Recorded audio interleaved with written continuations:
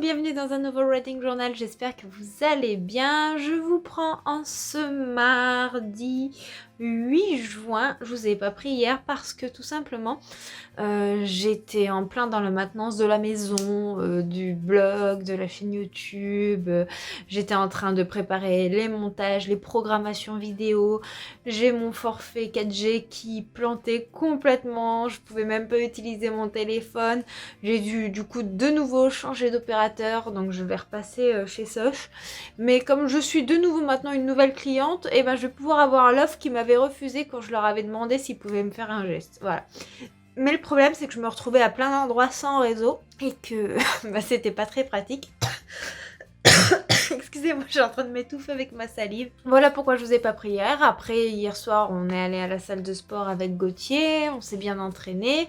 Je suis assez contente parce que du coup, bon, même si j'avais une ordonnance médicale pour aller à la salle de sport, continuer mes exercices, mon planning professionnel me permettait pas d'y aller jusqu'à maintenant. Et là, à partir de mercredi, les salles rouvrent pour tout le monde. Du coup, la salle va reprendre ses horaires habituels et je vais pouvoir y retourner le soir à 21h parce qu'elle ferme à 23h, ce qui fait que je pourrais faire plus d'un entraînement par semaine. Donc je suis trop contente. J'espère pouvoir retrouver mes performances d'avant, retrouver ma shape, comme on dit. Et voilà. Et puis surtout ma team du soir, parce qu'on est une bonne bande de copains le soir avec qui on rigole, on passe un bon moment et on s'entraide quoi. C'est un moment de plaisir, le sport, c'est pas une contrainte et on va juste diminuer le nombre de séances qu'on faisait parce qu'avant avec Gauthier on était entre 4 et 5 séances par semaine. Le problème c'est que on se mettait la pression et entre nos autres passions, moi la lecture, le dessin, lui lui c'est surtout le jeu vidéo. On n'arrivait plus à tout gérer, on se mettait une pression phénoménale, du coup on s'est dit on va passer à 3 séances par semaine, 3 séances c'est pas mal, et les soirs où on n'est pas à la salle, on peut se concentrer un peu plus sur nos autres passions, donc on va faire comme ça. Niveau lecture, j'ai terminé hier Claire Norton, celle que je suis, publiée chez Robert Laffont. C'est un énorme coup de cœur, ce livre il est vraiment à lire. Je mets quand même un trigger warning parce que si vous avez été dans une situation de violence conjugale, je pense que tout ce qui est décrit, tout ce qui est expliqué peut vraiment vous affecter de manière prenante. Moi qui ne suis pas victime de ça, ça m'a pris aux tripes. J'ai dû faire des pauses, pourtant la plume de Claire Norton allait d'une addiction incroyable. Ce livre relate l'histoire de Valentine, une jeune femme, tout ce qu'il y a de plus simple. Elle travaille à temps partiel dans une librairie simplement parce que son mari l'y a autorisé et elle s'occupe de son fils Nathan qui vient de fêter ses 6 ans.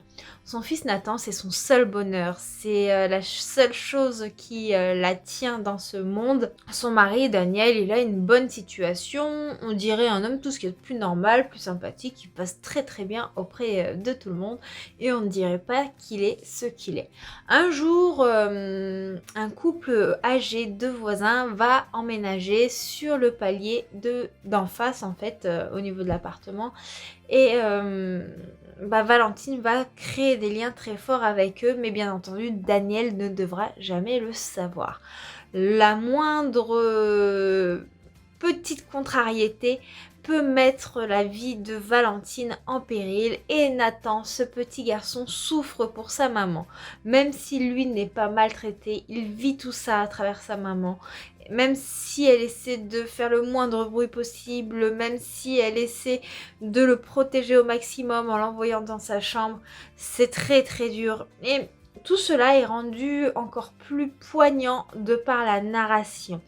On a des passages qui sont relatés en journal intime et on a des passages qui sont relatés au moment présent avec un point de vue omniscient qui est tantôt centré sur Nathan, tantôt centré sur Valentine, tantôt centré sur Suzette, la voisine âgée, ou sur Daniel.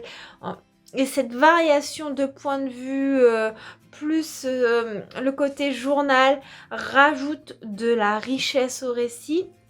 On comprend que Valentine, elle n'a pas choisi cette situation, qu'elle ne sait pas comment s'en dépêtrer, que la manipulation qu'elle reçoit est telle que partir n'est vraiment pas facile parce que son mari va tout faire pour la brimer, pour qu'elle reste à la maison, pour qu'elle voie le moins de monde possible, pour la couper de tout lien social, pour qu'elle ne puisse même pas aller chez le médecin toute seule, pour qu'elle n'ait aucun droit au niveau financier facilement sans son accord, ce qui fait qu'elle peut pas dire bah je prends mes clics et mes claques mon gosse et je m'en vais comme ça. Non, non, c'est pas possible. Et les relations avec lesquelles elle va nouer avec ce voisinage va l'aider à prendre conscience de certaines choses et va mettre en lumière des associations, des choses comme ça qui sont là justement pour aider ces femmes. Ce roman va mettre aussi en valeur le fait que des fois le voisinage, il les entend se disputer, il ne sait pas exactement ce qui se passe, mais ils ont des doutes parce que des fois elle porte des lunettes de soleil, un foulard, ou elle est un peu trop maquillée et ils savent pas comment réagir, ils sont spectateurs et rien ne se passe. Et assister à tout ça, c'est vraiment vraiment très dur. Et on se rend compte que ça peut être notre voisin, notre meilleur ami, ça peut être quelqu'un de la famille. Et les apparences sont tellement trompeuses parce que ces personnes qui vivent ça savent cacher ces choses-là. Et c'est important d'en parler. Et ce roman, je pense qu'il faut le lire si vous vous en sentez capable. Parce que il permet vraiment de mettre en avant cette psychologie qu'on n'a pas. Souvent, on a tendance à dire, bon, elle l'accepte, pourquoi elle le quitte pas? On a tendance à juger et en fait, on se rend compte que le jugement, il est tel que on peut pas. On vit pas cette situation, on s'en rend pas compte, on peut pas juger. Ces femmes qui vivent avec la peur, l'angoisse et qui en même temps qui aiment, ces femmes, je leur tire mon chapeau en fait. Bon, j'en ai pas, mais elles ont un courage incroyable, immense. Et ce livre sortant tellement de mes lectures habituelles, mais je suis très très heureuse de l'avoir lu, de l'avoir acheté. J'aimerais en lire un peu plus comme ça, mais là il me faut une lecture un peu plus légère pour m'en remettre. Hier soir, quand j'ai fermé le livre, j'ai bon, il faut que je dorme, mais le problème c'est qu'il faut que je passe à autre chose avant de dormir parce que sinon je risque d'avoir un sommeil agité. Et donc j'ai commencé à lire Cœurs Insoumis, non pas Cœurs Insoumis, Cœurs Imparfaits de Aurore Roussel, publié chez Évidence Éditions que j'ai reçu en service presse numérique. J'en suis au tout début, donc je reviendrai vous en parler plus tard. Je ferai peut-être une lecture graphique ce soir, on verra si j'ai le temps, si je passe pas à autre chose aussi, parce que hier j'ai commencé un nouveau dessin. Là j'en suis juste à l'ébauche du croquis qu'il me faut encore retravailler. Je sais pas si je le fais en noir et blanc ou en couleur. Je sais même pas si je vais y arriver, il y a tellement de détails. Je vous montrerai ça quand j'en serai un peu plus sur ce dessin et si je me sens de vous le montrer. On croise les doigts. Sinon moralement ça va beaucoup mieux déjà parce que ma maman sort de l'hôpital aujourd'hui, donc ça me fait du bien. Bon, on sait ce qu'elle a, c'est pas forcément bien joyeux, il y a encore beaucoup d'examens à faire. De toute manière, on sait qu'avec sa maladie orpheline, elle aura toujours des problèmes, mais la savoir à la maison déjà, c'est beaucoup plus rassurant. Voilà, je vous laisse ici maintenant parce que j'ai déjà bien parlé, ça fait déjà 10 minutes. Et puis je vais aller manger avant de partir travailler. On est au mois de juin, il fait un temps vraiment pourri, je suis en vacances à la fin du mois. J'espère que pour mes vacances, le temps sera d'autant plus, on va dire, cordial, que l'on puisse sortir se promener. Il faut aussi que je m'organise pour emballer le cadeau d'anniversaire de Gauthier, puisque c'est l'anniversaire de Gauthier samedi, et que j'en profite pendant qu'il n'est pas là. Et je peux vous en parler parce que quand cette vidéo paraîtra, comme je sais qu'il regarde mes vidéos, son anniversaire sera déjà passé. Allez, je vous dis à plus tard.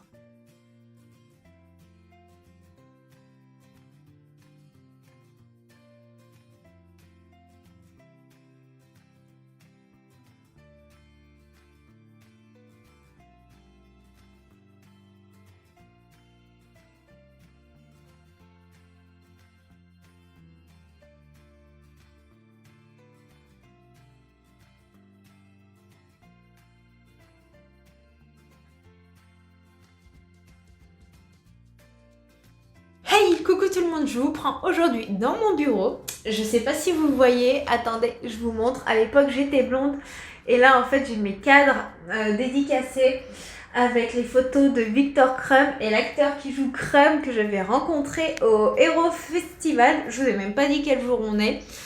Aujourd'hui on est le 9 juin. Maintenant attendez, faut que je remette l'écran droit. Voilà, je vous prends dans mon bureau parce qu'en fait j'étais en train d'écrire mes chroniques au propre et tout ça pour pouvoir ensuite les mettre sur le blog. Je venais vous parler d'une lecture que j'ai terminée hier soir. Il s'agit de Cœurs insoumis de Aurore Roussel. Alors attendez, je cherche. Si ma liseuse veut coopérer. Voilà, Cœurs imparfaits de Aurore Roussel, publié chez Évidence Édition, qui est une romance tout ce qu'il y a de plus simple. Voilà. C'est une romance très très sympathique à lire. Il y a des petites choses qui titillent, mais dans l'ensemble j'ai bien aimé. On suit comment elle s'appelle déjà? Oh, j'en ai marre de ma mémoire poisson rouge. Je regarde derrière parce qu'en fait j'ai rempli mon carnet de lecture juste avant. Eleana et Eden. Donc en fait Eleana c'est une jeune femme qui a eu un parcours particulier parce qu'elle a passé son enfance à l'hôpital, elle a été opérée du cœur et elle a eu d'autres problèmes de santé. Et Eden, lui, c'est un garçon qui est un peu torturé, qui vit très très mal le deuil de sa sœur et qui du coup a peur de s'attacher à quelqu'un pour souffrir. Mais Eden aura emménagé dans le même immeuble que Eleana et ça faisait un moment qu'ils se croisaient, qu'ils se lançaient des petits regards doux, qu'il y avait une petite attirance entre les deux. Et puis un jour, Eden va avoir le courage de frapper à la porte de Eleana afin de lui offrir des cookies, de passer un petit moment tous les deux. Et puis ils vont apprendre à se connaître, l'alchimie va être là, la romance va se faire. Donc nous avons vraiment une romance toute simple. La narration est assez fluide dans l'ensemble. Parce qu'au début, je me suis laissée vraiment happer par le récit. On a des chapitres très très courts, donc on se laisse très très vite embarquer. Je vais poser ma liseuse. On se laisse très très vite embarquer. Moi personnellement, ça a été le cas. J'ai été vraiment happée par cette lecture. J'ai aimé vraiment les caractères des personnages. Même si je trouve que par exemple au niveau de Eleana, on n'a pas assez de développement concernant son enfance, par rapport à son hospitalisation, son ressenti et tout ce qu'elle a vécu, parce qu'on va apprendre qu'elle est très complexée par la cicatrice qu'elle a au niveau du cœur suite à ce qu'elle a eu petite. Et puis Eden, lui c'est un enfant qui a été adopté, qui a une relation particulière avec sa sœur, et tous ces petits trucs j'aurais aimé qu'ils soient plus développés en profondeur afin justement de créer plus d'émotion encore dans ce récit et captiver le lecteur à ce niveau-là. Voilà, ça c'est mes trucs de lectrice assez exigeantes, on va dire ça comme ça. Donc voilà, ça ce sont les aspects qui m'ont dérangé. Mais après j'ai aimé les personnages dans leur ensemble, leur caractère. Eleana, c'est une jeune fille vraiment touchante, qui a un vécu particulier et je pense que par rapport à ses complexes, on peut se retrouver en elle. Et puis elle a eu une relation qui l'a un peu brisée et cette relation va en quelque sorte la bloquer dans sa relation actuelle. Et cette relation, c'était une relation totalement toxique, le genre qu'on ne veut pas. Eden, lui, c'est tout le contraire. C'est vraiment un mec respectueux au possible, qui prend les attentes des personnes en compte et il est très très touchant. Donc ça c'est vraiment tout ce que j'ai ressenti au niveau des personnages. Après la fin m'a titillé parce qu'on a une dose de suspense qui se rapporte à certains éléments, je vais pas en dire pour pas spoiler.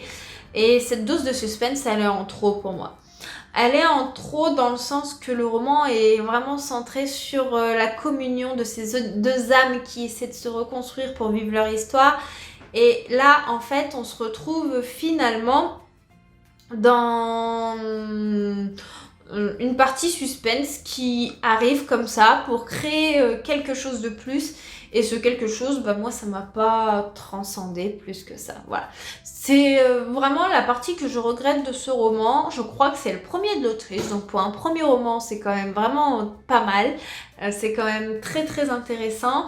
Moi j'ai passé une bonne lecture hein, parce que comme je vous l'ai dit, je l'ai attaqué lundi à 1h du matin. J'ai lu 3 chapitres et puis je l'ai fini hier soir. Donc sachant que j'ai travaillé la journée, que j'ai lu hier soir surtout entre 10h et 1h du matin. Donc autant dire que j'ai dévoré ce livre. Donc c'était une très très bonne lecture. Voilà pour ce qui est de mes lectures. J'espère lire l'Atelier des sorciers. J'ai bien envie de lire l'Atelier des sorciers, là, le dernier tome qui est sorti. Dans la journée, on verra si j'ai le temps. Parce que ce soir, je retourne à la salle de sport. Je vais pouvoir retrouver mes séances du soir.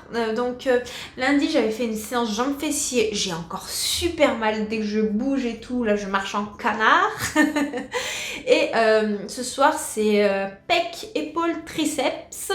Donc voilà, on va essayer de retrouver les performances que je faisais avant. Voilà, je suis trop contente de reprendre mes habitudes du soir. Je suis aussi allée un petit peu au magasin bio. Je vous ai fait un petit rush avec ce que j'ai pris. Il me manquait un petit peu de thé. J'aime beaucoup le thé vert bergamote et le thé vert sencha. J'ai aussi tout un tiroir de d'autres thés, mais cet autre thé, je le commande au Palais d'été. Là, c'était vraiment pour compléter parce que je commençais à être un petit peu just. Et puis, les noix de cajou, c'est parce que comme on reprend le sport, on reprend un peu nos bonnes habitudes alimentaires et on stoppe les gâteaux. J'avais repris pendant le confinement mes habitudes avec mes bichocos, tout ça, chose qu'on avait totalement arrêté avec le sport pour avoir une vie, un mode de vie un peu plus sain et surtout diminuer le sucre, puisqu'il faut savoir que c'est surtout le sucre rapide qui est mauvais pour le corps. Donc quand j'ai faim, que j'ai envie de grignoter et que c'est pas le moment d'avoir une collation, je mange 400 noix de cajou, 400 amandes, enfin des fruits oléagineux pour couper la faim. Voilà comment ça se passe. Généralement, le matin, on se mange un petit peu quelques tartines beurrées, voilà, avec une boisson chaude. Là, le matin, je mange pas de collation parce que je mange très tôt avant de partir travailler. Je mange généralement vers 11h, 11h30. Et l'après-midi, si j'ai une pause et que j'ai le temps de rentrer chez moi, je me mange 2 cuillères de fromage blanc avec des fruits que je mélange. Avec un carreau de chocolat noir à 70% minimum parce que sinon il est trop sucré. Et après, le soir, comme je vais à la salle de sport, on mange très tard, on mange généralement aux alentours de 22-23 heures quand on va reprendre nos habitudes. Donc je mange un petit peu quelques noix de cajou avant d'aller à la salle de sport pour me tenir, mais pas trop parce que si on a le ventre plein, faire du sport, voilà, ça rejette après. Voilà, on va dire ça comme ça. Donc on va reprendre nos bonnes habitudes aussi alimentaires. On avait déjà commencé à reprendre, mais c'est vrai qu'il y a quelques kilos qui se sont glissés avec le confinement, le manque d'activité. Et surtout moi le fait que j'avais eu mon accident de voiture, je ne bougeais plus autant qu'avant. Et forcément, quand on bouge beaucoup et que du jour au lendemain on arrête de bouger, on prend un petit peu de poids. C'est pas dramatique, hein, mais je pense que j'en ai déjà commencé à en reperdre. Et avec le sport qui va reprendre au même rythme qu'avant, ça va se réguler. Voilà, j'arrête de blablater parce que comme d'habitude, je vous raconte tout et rien et c'est totalement inintéressant. Mais je vous reprendrai sûrement plus tard quand j'aurai fait de nouvelles lectures. Du coup, à plus tard.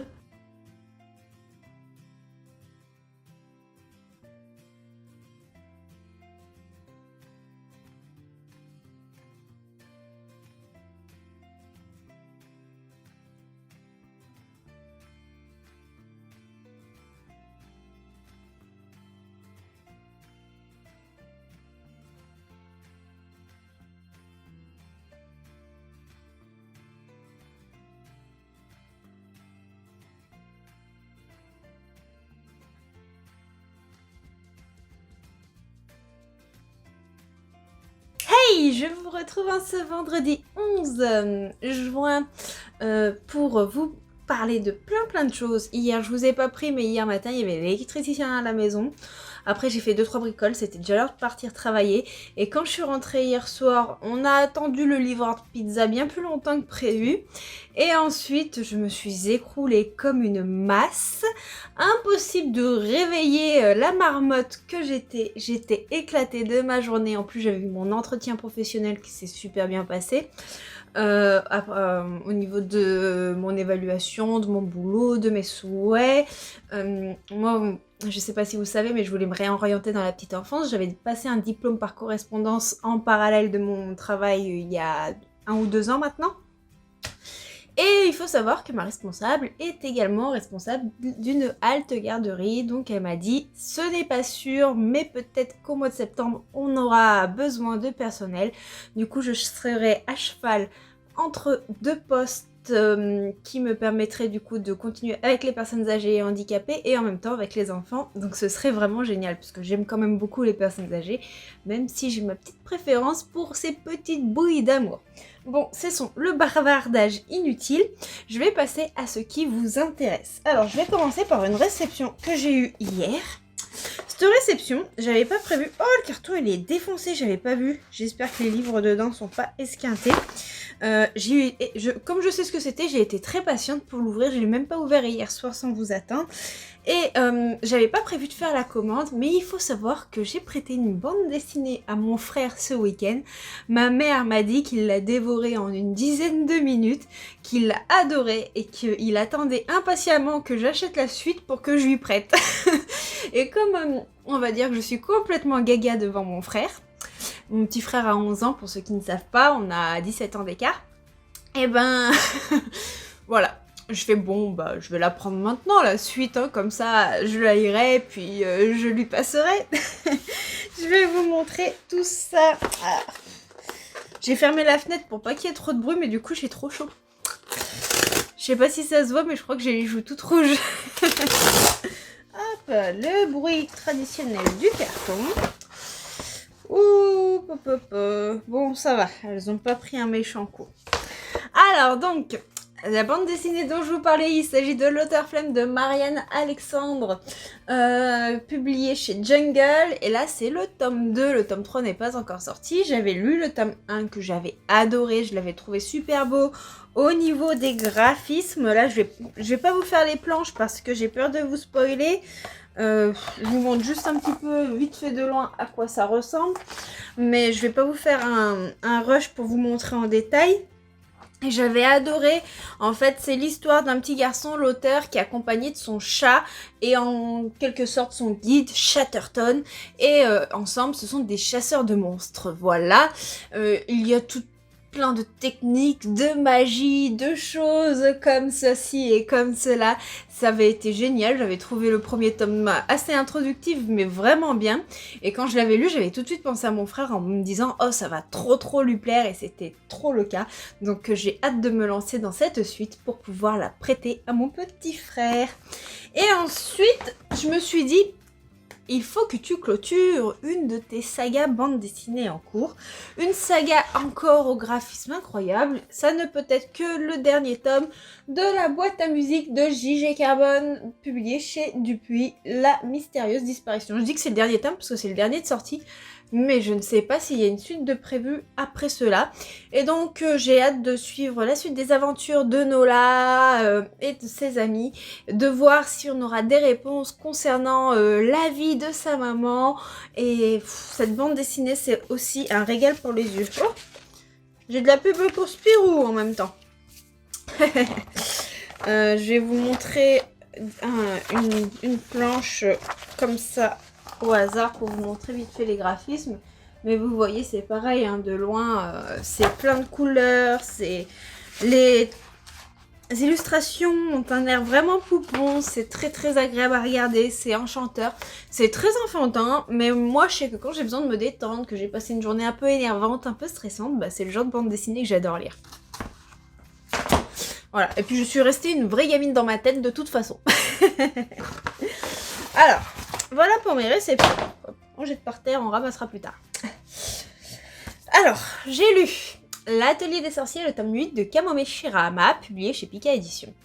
Alors j'adore ce seinen qui est vraiment très intéressant. Je sais pas si vous connaissez, mais on suit Coco qui est une humaine et qui va en quelque sorte découvrir le petit truc de la magie, et on croit en réalité qu'il faut le naître sorcier pour faire de la magie, mais ce n'est pas vraiment le cas, et sans le vouloir elle va utiliser un sort interdit parce qu'elle avait trouvé un livre de magie, puis du coup sa maman s'est en quelque sorte statufiée, et donc elle va intégrer l'atelier des sorciers de Maître Killfrey afin d'apprendre la magie et peut-être trouver le contresort qui sauvera sa maman. Voilà. Ça, c'est le résumé du tome 1.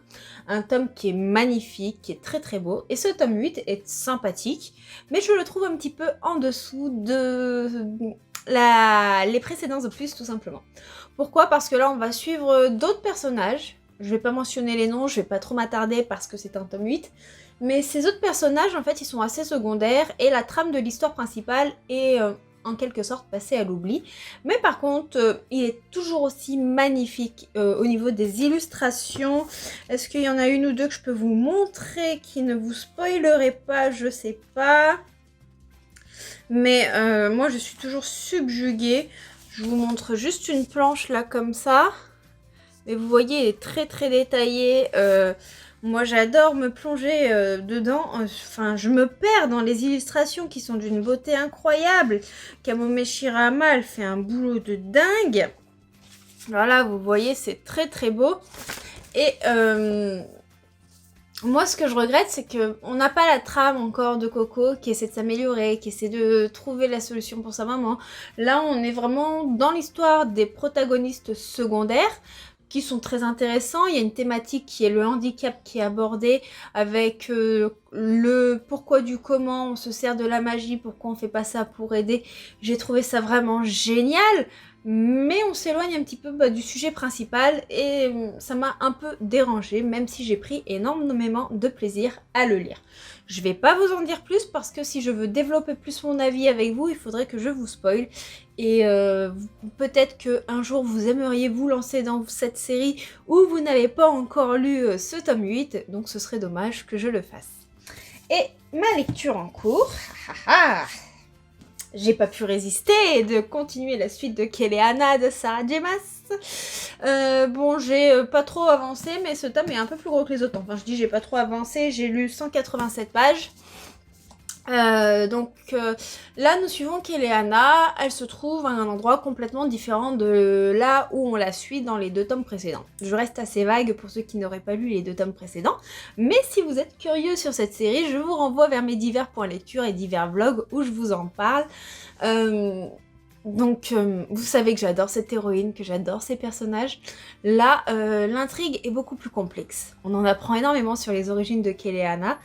On a des révélations dès le début qui sont très très haletantes, mais en même temps, la narration est beaucoup plus complexe parce que comme les personnages ne sont plus tous, ça veut rien dire, mais ne sont plus réunis dans un seul et même lieu, on a divers points de vue. Alors, on a toujours une narration omnisciente, mais cette narration omnisciente, elle est tantôt à tel endroit avec le prince d'Orient, tantôt à tel endroit avec un tel, tantôt à un tel endroit avec Keleana, tantôt à tel endroit avec Shaol, et ça rend l'histoire plus complexe et donc plus difficile à suivre, mais moi ça me dérange pas, c'est quelque chose que j'aime beaucoup en fantasy parce que ça permet d'enrichir le récit. Mais j'ai hâte d'en lire plus, de vous en parler. J'ai qu'une envie là, c'est de me plonger dedans. Mais il faut absolument que je commence à vous tourner les sorties littéraires, maintenant que je les découpe en plusieurs parties. Donc certes, ça fait moins de vues. Mais par contre, beaucoup d'entre vous m'ont dit que ça leur permettait de se retrouver dans les styles littéraires qui les intéressaient. Donc je vais continuer à faire comme ça sur quelques mois. Je vois que si ça continue de vous plaire, je ferai comme ça. Sinon, moi je ferai plusieurs tournages pour pas que ce soit trop long, puis j'en ferai quand même une seule vidéo, on verra. Et j'ai plein d'idées vidéo en ce moment. Il faut juste que je trouve le temps de les tourner. Je vous avais fait un sondage Instagram, un questionnaire pour vous demander ce que vous me conseillerez en matière de livres concernant la diversité. Vous avez été nombreux à me donner de nombreux titres. Et je les ai notés. Je compte faire une vidéo dessus avec vos recommandations en matière de diversité Donc quand je dis diversité, c'est au sens large, ça peut toucher le handicap, ça peut toucher les origines, ça peut toucher l'orientation sexuelle, ça peut toucher n'importe quoi en fait, c'est divers et varié. Donc je compte faire une vidéo là-dessus. Il y a un projet vidéo qui devrait naître dans l'été, mais je ne vais pas encore vous en parler. Et enfin, j'ai un point lecture encore à vous tourner. Je suis en retard. J'espère pouvoir rattraper cela au moins pour les sorties littéraires avant mes vacances qui débutent dans une semaine et demie. Sinon, la première semaine de vacances, il va falloir que je carbure pour pouvoir tenir mon planning de vidéos. Surtout qu'on risque de s'absenter un petit peu, donc à ce moment-là, je ne suis pas sûre de pouvoir tourner. Voilà. Je vais arrêter mon blabla ici. Je vais me bouger mon petit popotin, ou plutôt mon gros popotin. Il faut aussi que j'aille changer la poubelle de la cuisine tout à l'heure, juste avant de venir vous parler. Je me suis dit que la poubelle sentait un petit peu, il faut que j'aille changer le sac. Voilà. C'est passionnant, n'est-ce pas? Allez, je vous dis peut-être à plus tard dans la journée si j'ai d'autres choses à vous dire ou à vous montrer. Sinon, je vous reprendrai sûrement dimanche parce que comme vous savez, samedi, journée de boulot interminable. Donc généralement, je ne viens pas papoter avec vous. Je suis éclatée et en plus samedi c'est l'anniversaire de Gauthier. Donc après le boulot on se fait une soirée en amoureux. Il veut un truc tout simple pour son anniversaire. Cette année il voulait pas trop le fêter. Donc je vais lui donner son cadeau. On va se manger un bon petit dessert. On va commander un bon repas. Et puis on va se regarder le dernier Disney Pixar, Raya et le dernier Dragon. Voilà, ce qu'on a décidé de se faire en amoureux. Vraiment très très simple, mais nous on aime vraiment la simplicité en fait. L'un comme l'autre, on n'est pas forcément fan des fêtes d'anniversaire ou quoi que ce soit. On aime juste passer un bon moment tous les deux. Donc c'est ce qui va se passer. Allez, je vous dis à plus tard.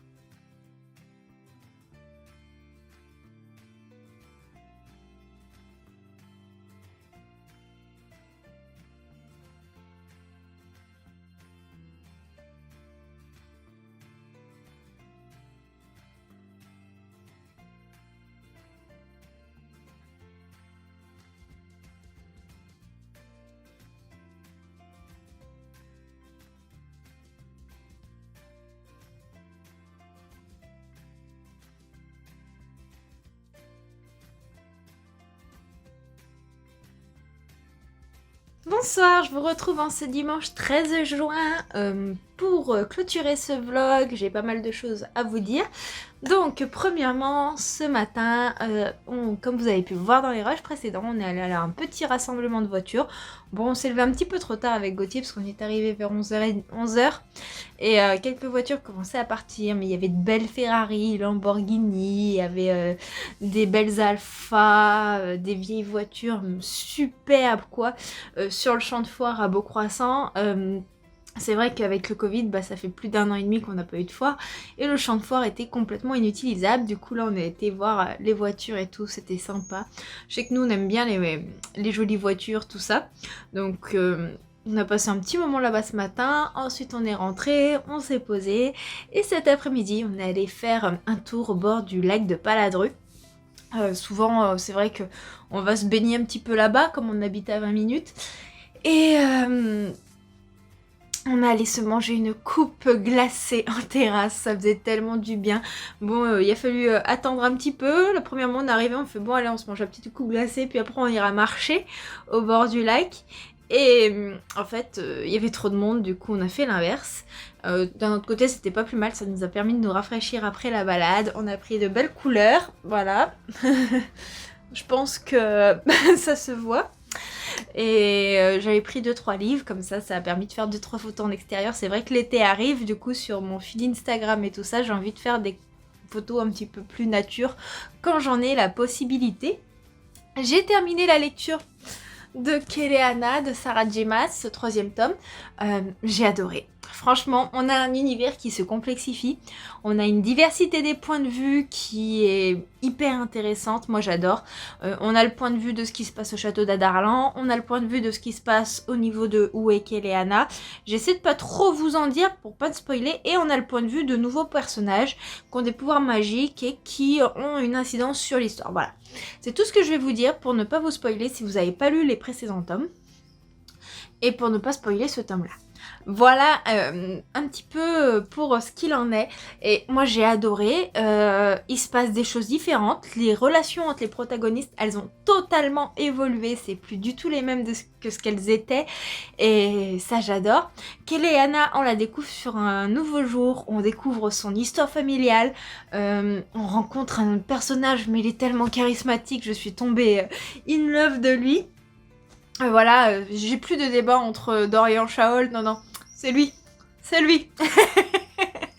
Ouais. Et ouais, j'ai trouvé que ça enrichissait vraiment. Je suis complètement frustrée de la fin de ce tome. Et j'étais comme ça. Je l'ai terminé hier soir en fait. J'étais là. Oh non. Oh non. C'est pas possible. C'est pas possible. C'est pas déjà fini. C'est pas possible. C'est pas possible. Du coup, dans la foulée, j'ai commandé le tome 4. Partie 1. Le tome 4 c'est en 2 parties. Je pense qu'il doit être vraiment énorme. C'est pour ça qu'ils l'ont coupé en 2 parties. Mais niveau marketing, je trouve ça un peu moyen. Voilà. Je pense que le tome 4, j'ai vu, il faisait 480 pages. Celui-ci en fait un peu plus, la partie 1. Donc je pense que avec la partie 2, ça devait faire un livre trop gros pour pas que le dos se casse. C'est peut-être pour ça qu'ils l'ont coupé en 2. Mais franchement, cette saga, elle monte en puissance. Elle continue de m'impressionner. Et j'ai qu'une chose à dire. Hein, si vous n'avez pas encore lu Kelly et Anna, que vous aimez la fantasy, foncez. Hein. Voilà. Et j'ai lu du coup la bande dessinée L'auteur Flame de Mariana Alexandre, publiée chez Jungle. Ce deuxième tome m'a beaucoup moins emballé que le premier. Après, c'est assez enfantin. C'est vraiment pour un public âgé d'une dizaine d'années, mais c'est vrai que je me suis dépêchée de la lire pour pouvoir la passer à mon frère. Et je trouve les graphismes moins jolis que dans le premier. Dans le premier, vraiment le côté aquarellable, le côté un peu pastel, on va dire ça comme ça, m'avait enchantée. J'avais pris un plaisir, je m'étais vraiment délectée dans tous ces graphismes. Et puis là, je sais pas, je les ai trouvés moins appliqués. Il y a quand même des jolies couleurs, tout ça. Et j'ai trouvé que l'histoire avançait un peu vite. Alors pour vous résumer, l'auteur Flemme, c'est un petit garçon. C'est un chasseur de monstres. Il est toujours accompagné de son fidèle ami Chatterton. Chatterton qui dans le premier tome me faisait vraiment penser au chapeauté. Mais dans ce tome-là, il fait beaucoup plus sérieux.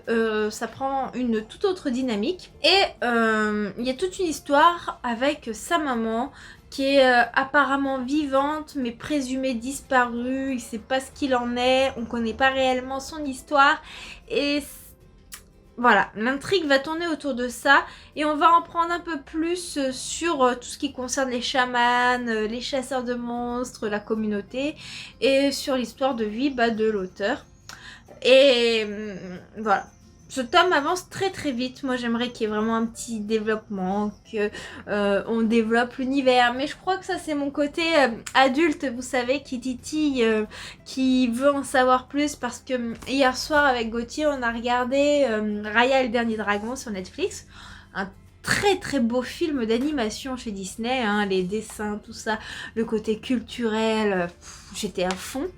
Mais il nous a manqué ce petit truc et on se demande si c'est pas notre âge, si on commence pas vraiment à devenir un peu vieux et on attend un peu pas trop de ces dessins animés parce qu'on trouve que l'histoire avance vite, mais on se dit mais si on fait traîner un peu plus l'histoire, les enfants qui regardent ça, ils vont pas tenir leur attention et puis on cherche des choses mais finalement moi je me rends compte que c'est par rapport à notre âge où on a besoin de plus, mais on a quand même passé un agréable moment. C'était quand même un très beau Disney.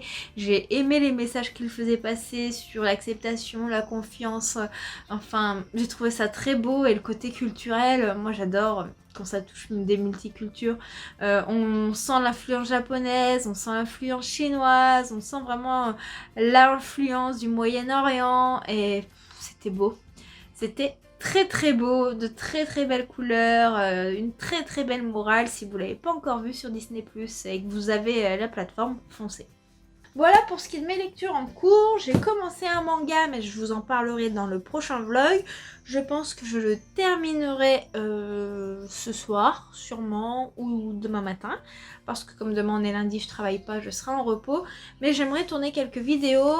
Pour les sorties littéraires, je me suis encore posé des questions. Certes, les petits formats contemporain, romance que je vous ai fait le mois dernier, c'était sympathique pour que vous puissiez vous y retrouver. Mais moi, j'arrive pas à trouver le temps de tourner ces vidéos parce que ça m'en fait plusieurs à tourner et après donc plusieurs à monter et... En fait, j'ai fait ça pour pouvoir passer moins de temps par jour parce que quand je passe 3 heures à tourner, au bout d'un moment, je fatigue et j'y arrive plus. Et que les sorties littéraires, c'est vraiment beaucoup de travail. Donc, je me suis interrogée et je me suis dit, bon, bah, tu vas faire comme avant. Tu vas sélectionner les sorties dont tu as envie de parler par rapport au goût littéraire que tu as et les livres qui sont susceptibles de plaire en fonction de ce que tu présentes sur la chaîne. Donc voilà ce que j'ai fait, donc j'ai sélectionné un petit peu de tout dans du thriller, même si j'en lis peu, il y en a toujours un ou deux qui m'intéressent. J'ai sélectionné quelques mangas qui m'intéressent, j'ai sélectionné quelques romances, quelques fantasy, des choses qui sont en lien avec la chaîne, même si je sais que j'achèterai pas tout parce que voilà, hein, j'ai pas forcément le budget pour tout acheter, et puis il y a des choses qui sont en lien avec la chaîne mais qui me font envie comme ça, mais pas plus que ça, mais c'est l'occasion de vous les présenter pour vous si elles vous font plus envie. Et je vais refaire un format sortie littéraire de cette façon là. Je pense que vous, ça vous permettra de voir quand même les sorties qui vont passer. Il y a de multiples chaînes qui font des vidéos sorties littéraires et qui présentent les sorties qui les intéressent. Donc avec le panel de toutes ces vidéos, je pense que vous voyez quand même la majorité des sorties. Et si jamais, pour ceux qui veulent regarder plus précisément les sorties, moi je vais souvent voir sur Booknode, Babelio, Amazon, tous ces sites, ils ont une catégorie sorties littéraires et vous pouvez voir les sorties du mois si vous voulez en savoir un peu plus précisément. Moi c'est comme ça que je sélectionne mes sorties, je vais un petit peu sur tous ces sites et je relève les dates de sortie de chacun. Donc ça peut vous aider si jamais vous voulez en savoir plus. Mais voilà, je vais faire qu'une vidéo sortie littéraire, pas trop longue. Et je pense qu'elle sera plus agréable à regarder parce que du coup je prendrai plus de plaisir pour vous la tourner. C'est une décision que j'ai prise parce que ça a commencé à devenir une angoisse. Et pour moi, partager avec vous, c'est du bonheur, et l'angoisse, voilà, c'est pas pour ça que j'ai créé ma chaîne. Donc je vais faire comme ça et j'espère que ça vous dérangera pas trop. Voilà pour ce qu'il en est, je vais vous laisser parce que j'ai mon repas qui est en train de cuire. Et j'espère pouvoir tourner une vidéo ce soir. Je pense que je vais devoir mettre un peu d'après-soleil. Bon, généralement je bronze assez vite, donc là c'est un peu rouge, mais demain ce sera marron. Moi je suis blanche comme un cul, hein, je suis désolée pour la vulgarité, mais dans ma famille, la plupart de mes proches, mon frère, ma mère et tout, ils ont la peau très mate. Donc moi je suis blanche, mais je crame pas. J'ai pris ce côté-là de la famille, voilà. Même si j'ai pris le côté blanc du côté de mon papa. Mais du côté de ma maman, c'est vrai qu'ils sont tous très mat.